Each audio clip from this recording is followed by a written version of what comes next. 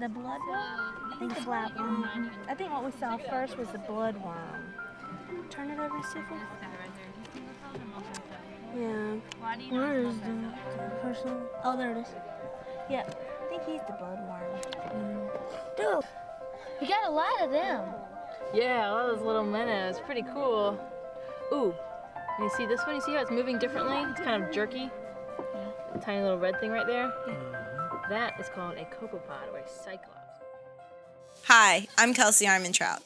Being a junior at UNCG, Dr. Matthews came in and informed us that as a requirement of the School of Ed, we were going to be getting our environmental ed certification. And we started going to her vernal pool and finding salamanders. We learned how to fish. I started finding a love for the environment. My environmental ed certification really helped me as I tried to get a job. Principals were super excited to hear about it and how I could use it in my classroom. This is actually one of the cameras that we have set up at Hilburn, where the students set them up. We look every 3 weeks at the different mammals that are coming onto our school grounds. My 8th graders were super, super excited to see that we had foxes, we had opossums, we had raccoons. Completely engages the students because they want to know what's outside. With our curriculum, we are always told what we have to do, but when you can take those extra minutes and share something that is right here in their backyard, they are extremely excited, and it completely gets them to love science and to look around and actually look at where they are instead of just knowing that this is where they go to school.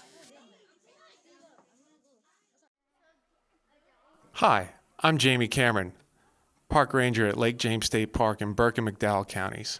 When I first started becoming an environmental educator, I didn't realize how it was going to help me in my job as a park ranger. But what I came to learn through the process and meeting others who held the same values was that educating people about nature and the environment was perhaps one of the most important things that I could do. My background in science led me to a very adult-based view of nature. Through becoming an environmental educator, I had to rethink things, often through the eyes of a child. And now, with the skills and knowledge that I have gained, I can effectively develop programs. When you're on a hike with a group of children and you realize that the skills and the knowledge that you learned are helping to inspire the next generation of nature lovers right before your eyes, then you'll know you made the right decision in investing the time and the effort in becoming a North Carolina environmental educator. My name is Martha Fiske, and I am an educator with the North Carolina Museum of Natural Sciences. I had recently moved to North Carolina when I began the certification process. What better way to get a sense of place than to travel around to different workshops and learn what is unique and special to our state? And one of my favorite locations is Lake Mattamuskeet National Wildlife Refuge. I feel like so many of us feel like we have to travel far to distant places to see these beautiful spectacles of wildlife. And here we have something that's just a 3-hour drive from Raleigh.